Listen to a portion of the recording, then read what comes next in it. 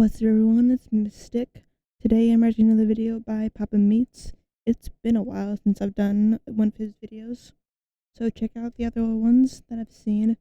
But today's video is reality TV ruins lives. ... Now fun fact, I have never seen really like a reality TV show.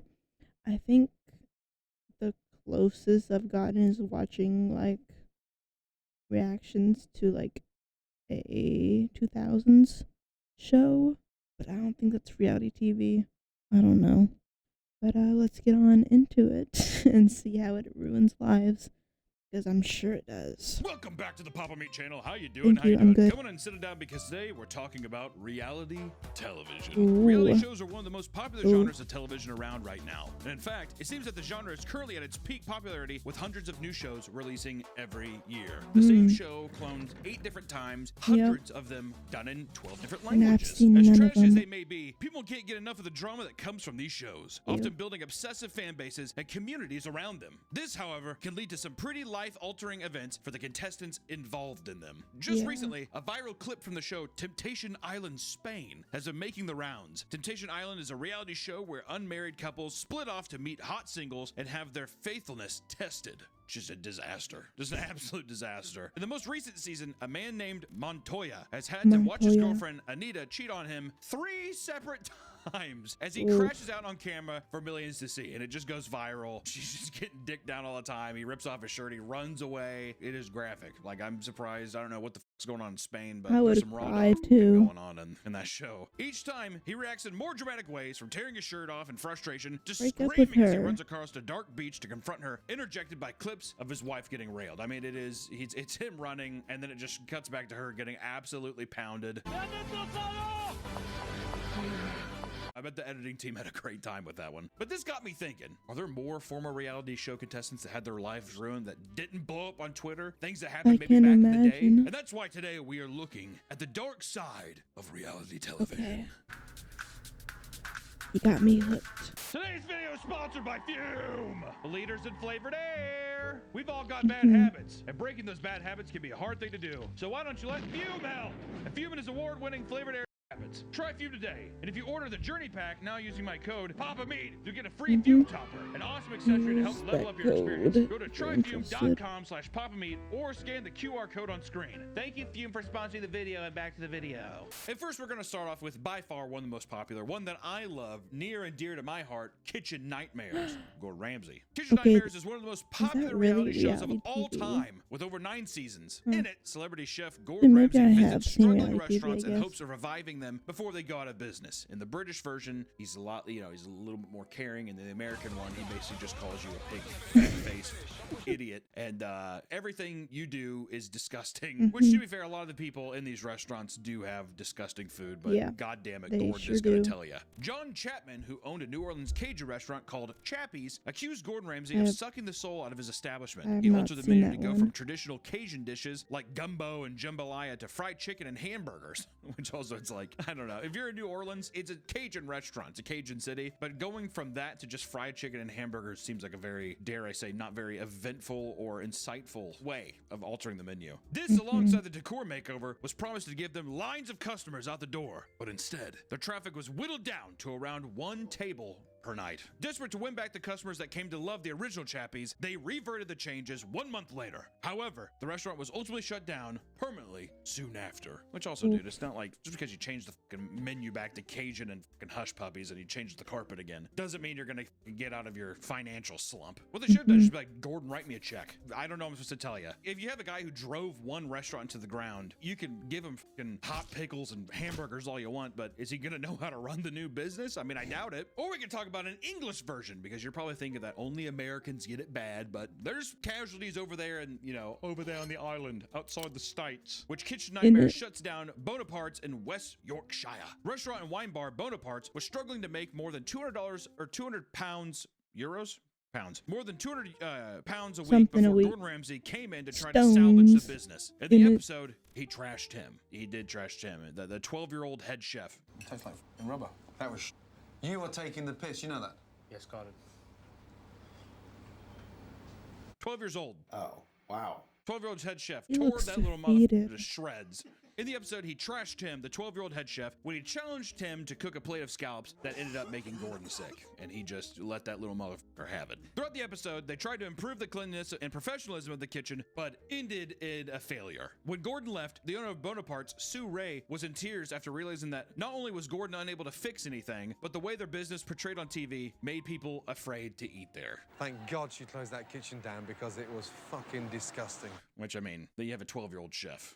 Yeah. I think people are going to be afraid. I mean, if you reveal that to How anybody, is I feel that like he's cooking allowed seafood. At the end of the in episode, Tim was Europe? fired for his lack of cooking skills. He's 12 years old and professionalism. I mean, are we wrong? Is he 12? According to Sue, he wasn't actually a 21. head chef as described in the show, but a trainee. She was supposedly promised that the episode would end on a positive note, but it was instead rather bleak. Sue and her chefs had a watch party when the episode aired, only to realize that it was going to destroy their reputation. That'd be a tough pill to swallow that night, watching the newest thing on the telly. This was the first episode of the series, and Sue didn't even realize the show was going to be called Kitchen Nightmares. She was unaware. She's just like, it's Gordon's cooking show. Before it was seen by millions of people, media stations from all over joined in on trashing the restaurant, leading to their business tanking harder than ever. As far as the rancid scallops, Sue told reporters, quote, "The truth is, the only reason Tim used the scallops was because he thought he was being asked to demonstrate the presentation of his signature dish. He never expected Gordon to eat them because they were about to be thrown out." That's a bit of a cop-out. We're just gonna cook it and throw it away? What the f are you talking about, Sue? Yeah. Producers of the show claim that they only filmed things as they were clearly presented and that, quote, Sue Ray has only herself to blame. Even colder. I don't know who to trust here. Apparently, Sue later came close to homelessness after being 400,000 pounds in debt, Oof. trying to sell the restaurant as well as her flat to pay it off. She apparently, I didn't get the age of Tim, but he started off as a dishwasher and he couldn't fill the spot to fill the chef. And Tim was like, I can do it. I bet you Tim has never even ate a scallop, let alone, I mean, what was he gonna say? My signature dish is fucking macaroni and hot dogs? Like, what the f? Or if we want to get out of kitchen nightmares, we can go to Extreme Home Makeover. Many reality shows revolve around giving lucky contestants extravagant seen, like, things. While this seems wholesome and one generous, many episode families are simply or not two. prepared for what occurs when the cameras are gone. Hit my ride. You think all those They cards broke usually down? Yeah, suck. all those cards, they put fucking PS2s in the car in aquariums, and yeah, they break down and the fish die. And then Exhibit does not come to help. The Okvoth family appeared in season 2 of Extreme Makeover, Home Edition. Cassandra Okvoth, who was 9 at the time, was diagnosed with cancer. Instead of a home makeover, Cassandra asked them to redesign the children's hospital ward where she was being treated in order to raise the spirits of other patients. God damn, little saint. What the fuck? Not me. I would have been selfish as It's- f, dude. it- I it want a turned out Spider-Man on bad. my wall. Make my house Spider-Man. Like, you just want the whole structure of Spider-Man? Yeah, make them Disney the whole would not building allow look like that. Spider-Man. After completing Disney the would job, they tear that decided to place also down. turn their small home into a 2-story mansion. Okay, so what they're doing here is they're just like, this little selfish son of a bitch. If we don't do something for her, there's gonna be an uproar. We're gonna turn your small home into a 2-story mansion.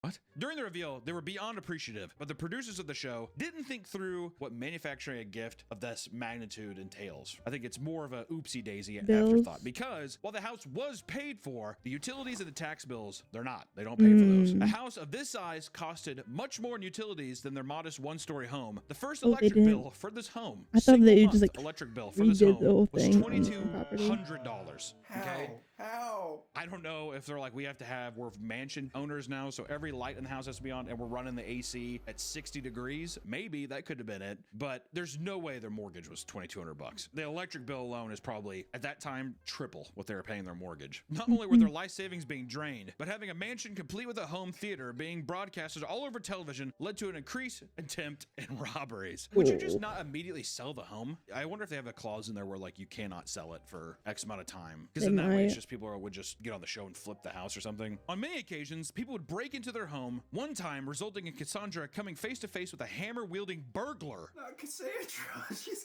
The cancer child, who was like, just give the kids something else, leave us behind, is put into now this like prison she didn't even ask for, and people are coming in trying to beat her to death with a hammer. Cool, Extreme Homemakers, that's awesome. Move that bus. Fuck off. They were forced to purchase tons of expensive security cameras to protect themselves, despite still struggling to pay their bills. I probably would have hit up one of the producers. I would have been like, dude, listen, it's cool. You gotta get me some fucking cameras for this house or something. gotta pay my How are bills. they also making a mansion? They're just like, There's no locks on any of the doors. We were strapped as it is, but no locks on any of the doors. During the height of the 2009 recession, they were able to sell the house for $540,000 at the last possible moment before foreclosure. They were able to pay their debts, but left with only $8,000 to start their new lives with. Ooh. But on the bright side, at least, Cassandra is now cancer-free, married with children, and working as a gymnast. Nice little positive thing. I mean, to be fair, Cassandra's probably like, I didn't even want the fucking house. It's weird to think that, like, they had to sell the house to get out of debt that the house put them in. That's bullshit. Let's get out of a sad time house makeover and go into The Bachelor, everybody's sexy dating show. Never Bachelor's been watched. on way too long. I want to say I think there's over 30 seasons of The Bachelor. Damn. Did you ever watch The Bachelor?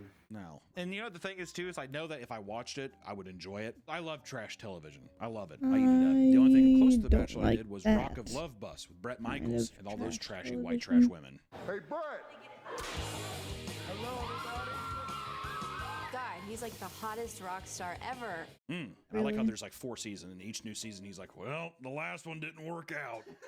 Because it ends with him like getting together with one of the girls, and he's just like, I don't know, the spark died. You're like, okay, cool, Brett Michaels, thanks. But one of the Bachelor alums says that reality TV almost ruined his family. Chris Bukowski was a handsome TV personality that showed up on multiple shows of the Bachelor franchise. And in 2015, it was revealed that he would retire from reality TV as a whole. What a tragedy.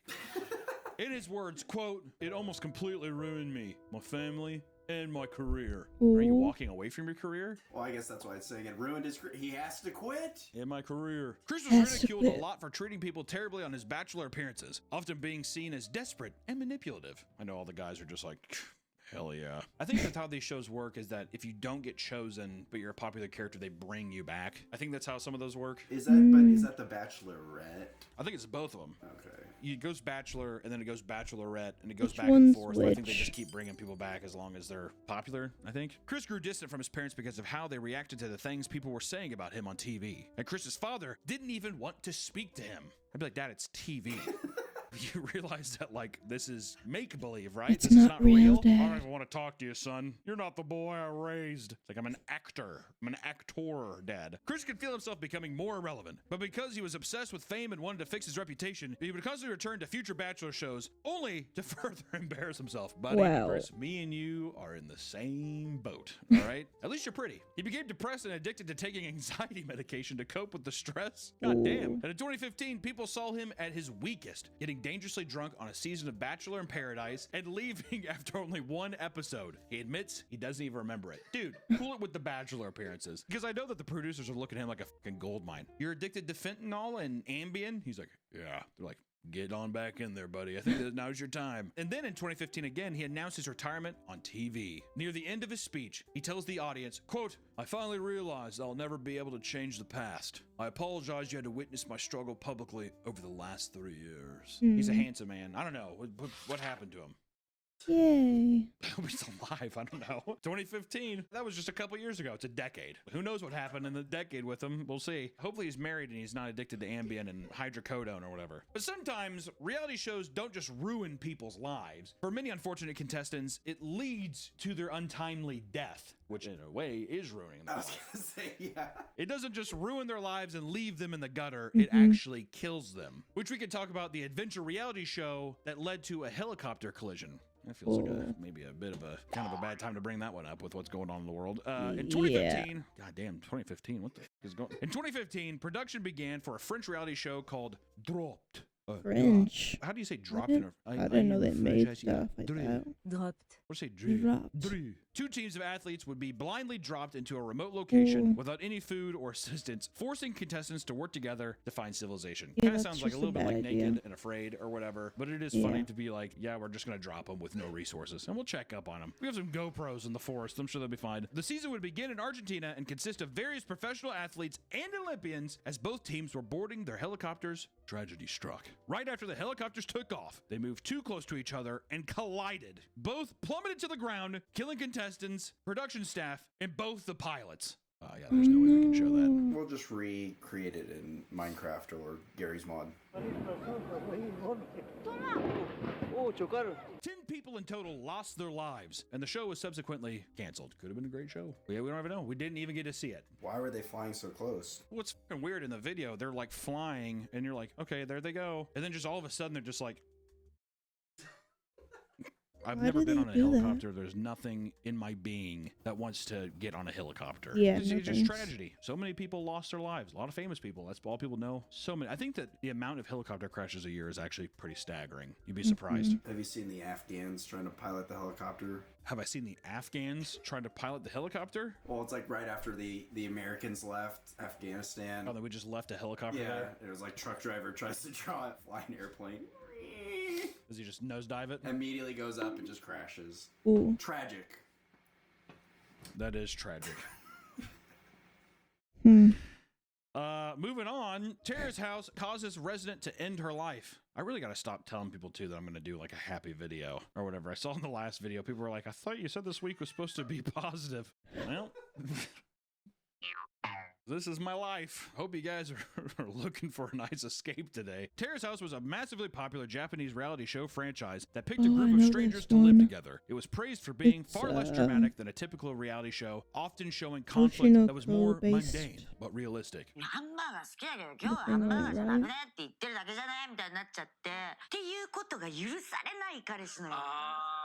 The Japanese way. Subtle, but striking. During Terrence House, Tokyo 2019 through 2020, one of the 6 residents was Hana Kimura, a 22-year-old woman who happened to be a professional Japanese wrestler. Yeah. Like Harley Quinn. I thought she was a cosplayer, like a cyberpunk thing. Does that look like a cyberpunk cosplay? While many enjoyed her on the show, getting insight into her life as a wrestler, other viewers were ruthlessly ridiculing her online for being unlikable. But things began to escalate, however, after one particular episode. Kai Kobayashi, another member of the show, who had previous friction with Hannah, accidentally shrunk one of Hannah's ring outfits after carelessly adding his clothes to the wash without removing it. She was fed up, y'all. And what followed was 10 minutes of Kimura aggressively tearing into the man in the heat of the moment. The cyberbullying she had dealt with became infinitely worse, which ultimately led to her taking her own life. なんで私こんな頑張ってんのにあんたにそういう風にされなきゃいけないの？お前が喋れよ。なんて言えばわかんない。今は本当にごめんしか言えない。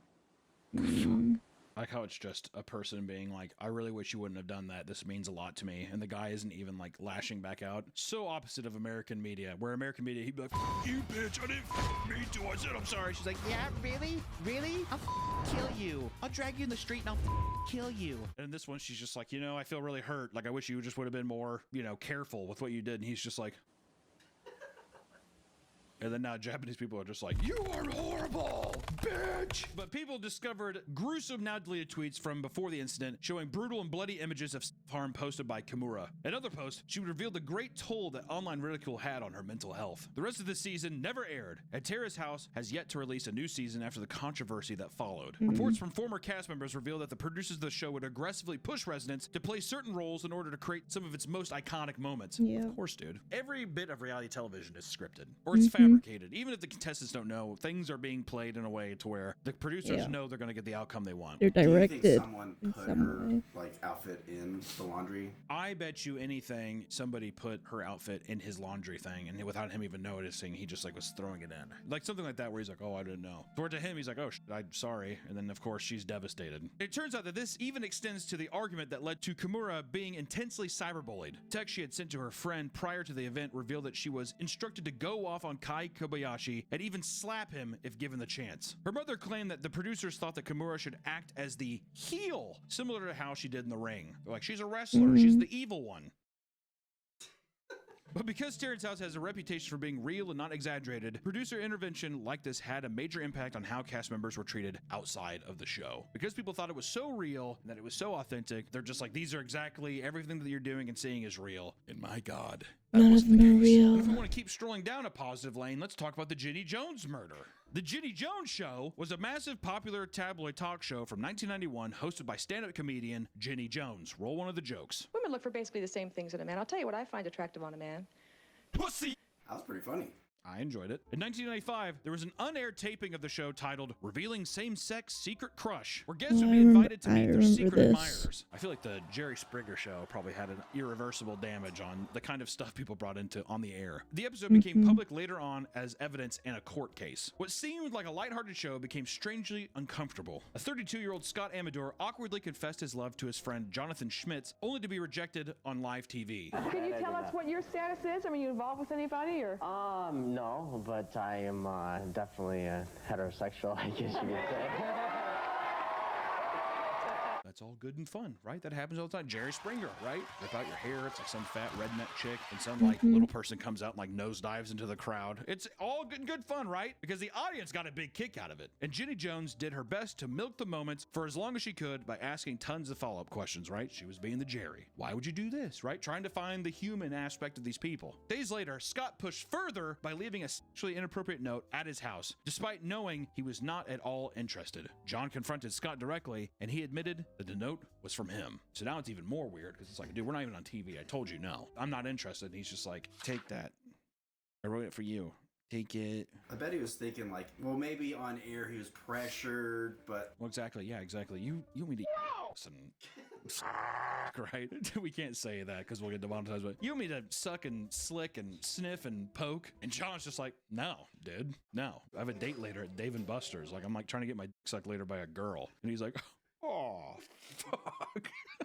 Oh, no way. John grabbed a shotgun from his car and shot 2 rounds into Scott's chest before immediately calling the police and confessing and turning himself in. I don't know what got over me. I don't know what got over me. All right, listen, dude. If one of my buddies came up to me and they're just like, I want to scratch and sniff you, I think I could just handle being like, no, versus pulling out the shotty and pumping 2 into the chest, I guess. He was insecure. Rage filled him. Which he used the gay panic defense. I hate I that. didn't know what he was going to do. He was just weird and gay. 91 court 2 would have been like, I've had that happen. Which was a legal tactic in which a heterosexual person could claim they lost control after dealing with an undesired sexual advance from a homosexual person. The Salem witch trials become more and more real, I feel like, as the years go on. With this, he was given a lesser charge to 2nd-degree murder and was put behind bars until 2017. Well, that doesn't seem. He's been out for a bit now. Wow. 1995. So basically, he was in there for what, 12 years? 24 years. Well, he got out 1 year on good behavior. Good behavior. He's like, well, you did have the gay panic, my friend. That's such a crazy tactic. Well, given the conditions, we still got to charge you, unfortunately, but we'll knock it down to a 2nd degree. Meeting adjourned. Which, to be fair, I'm not trying to say that the old boy pushing him with the scratch and sniff thing, and he's just like, scratch it. Listen, I'm not saying that's good, but it's a bit of an overreaction, yeah. Or we could talk about John and Kate plus 8, and we get to watch their marriage be destroyed on camera. John and Kate plus 8 was a reality show created in 2007 that followed a couple living their lives with 8 children in Pennsylvania. While the show became massively popular, their lives began to fall apart the longer it continued. Basically, they had a happy family, a big old happy family. We got to basically watch a marriage unfold and burn up into hellfire in real time. That was around the craze too, where it was like following either like a Mormon family with like a fucking cheaper by the dozen situation, or like a bunch of like, there was a bunch of different ones where it was like, I'm just shooting the kids out now. I don't even care. Because that show came out at the same time as like Little People, Big World. That was a thing. Literally just watching like a bunch of little people walk around. They had like one normal son too. You know, there was some producer who was like, oh, fucking jackpot. They have one normal kid. Oh, the show had become so popular that each subsequent season wanted more and more episodes. It got to a point where they had a camera in their face just about every day of the week, something that began to really put the two of them on edge. Yeah, dude. Over time, they became absolutely sick of each other. The production heavily leaned into it and even goaded the two of them to air out their personal grievances with each other. She was probably, I'm sorry, can you stop breathing so loud, honey? He's like, breathe quietly. The crumbling marriage became the new focus of the show. Once again, it's just all these things are all just producers just being like, good. Yeah, producers are evil. Especially with how reality TV ones. Yes. And then like they like walk over and he's just like, don't forget to talk about how he refused to put the dishes away. You know what I mean? They're in their ear probably being like, yeah, dude, you're in the fucking right. She's being a bitch. Or they're like, yeah, he's a dickhead. You have different people in their ears 100%. They're also playing it up of like, no, it's like, this will be like therapy. You guys are airing it out. Yeah, it's going to give other people hope. Marriage is tough, but you guys are going to persevere. Like, looks over at his producing partner like,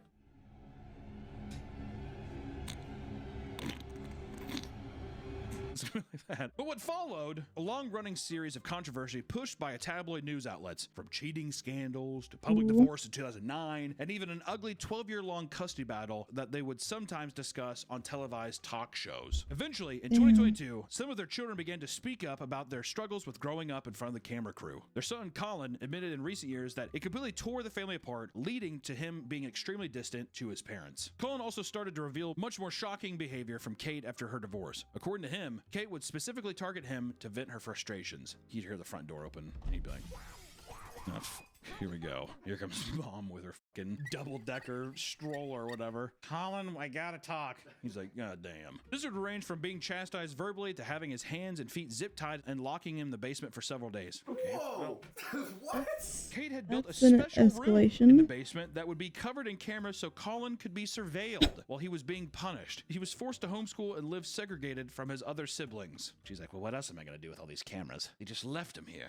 Yeah. Kate had admitted Colin to a mental health facility for behavioral and psychiatric conditions that were later proven to be completely false. You shouldn't have been there, is what you're saying to me. Yes, shouldn't have, no. It's unfortunate that that's how my mom raised me as a person. It was believed that she was only there because it allowed Kate to escape being caught for her abuse, and she started to claim that Colin had a, quote, distorted perception of reality. I don't know what he's talking about. There's no room in the basement. Like, okay, cool, because we have to go check it out soon. She's like, really? Okay, can I use the restroom really quick? And you see, like, run into the house and start, like, cleaning stuff up. At 11 years old, Colin was put on tons of medications that he didn't need, telling reporters that he often felt like a zombie. And he vividly remembered using crayons to write a letter for his dad, begging to be saved from the facility. And there's even fucking photos of the letters, dude. I might as well read one of them here. Dear Dad. Joey Wheeler. Yes, yeah, I know. Joey, dear Dad, I'm not trying to trick you, but I still love you. I told Mom I want to live with you. She said no, but right? She can't choose for me. I'm old enough now. I'm your son, not hers. She was abusive to me after I left your house. I'm sorry to take this to court because there's a bunch of redacted shit. You're my dad, my savior. Please help me and let me meet Colleen. I'm counting on you to get me out of here. Please, Daddy, I love you. It's an 11-year-old who wrote that in black crayon. They couldn't even give the son of a bitch just a ballpoint pen. Have you ever written with a crayon? Hard. So now he looks like a fucking maniac. He's like, I'm your son, and it's like all written out all weird and shit. The dad's gonna like read this and be like, Colleen Hyde. The woman like runs off. It was then that John realized how bad Kate was treating their children and fought as hard as he could to regain custody. Today, he has custody of Colin as well as his daughter Hannah, while the other 6 children live with Kate. Well, that's fun to know that Kate's just out there zip tying people probably and throwing them in those fucking hefty trash bags that you can like vacuum out the air. Whatever. She's like, gotta keep it down here to be safe, and puts them in like a fucking cupboard. I don't trust Kate. She scares me. I also don't trust John too. John's sitting there like perfectly tan. What's happening? Colin, wait, hold on, big guy. What's going on? It's like a Mai Tai. Okay, I'm on my way. Listen, reality TV is trash, right? That's all it is. If you watch reality TV, you are consuming a trashy product. Yeah. It's just garbage. It is nothing. There's nothing of substance there. The goddamn, it's the same thing with junk food. It's tasty, right? You watch it, you get hooked. Next thing you know, you're sitting on the couch and you have type 2 diabetes, right? Welcome to my world. But there's an inherent scumminess to the productions of your favorite shows, right? Every show that you watch, these shows are built on blood and tears. I'm going to tell you that much right now. And we live in a world where everything has to be sensationalized, right? They can't just, you saw even the Japanese version. Those motherfuckers are quaint. And all of a sudden now they're just like, throw this deal in her laundry, and it resulted with somebody's life being taken, okay? And sometimes that comes with the cost of treating people like props rather than human beings, and I think that's just a sad, sad meme. Yeah. So this is what I'll say. Watch your reality television shows, but realize that you're watching something fake. You're watching a facade, and that these people that you're watching, there's probably a little bit more behind the camera than you expect. Yeah. I'm depressed. I'm horribly depressed. One of these days we'll make a happy video. No one will watch one it. day. Because Hope you enjoyed. Make sure to check out his video down below. And the other videos of his I've seen. But I'm hungry, so I'm gonna go eat. But until next time, bye-bye.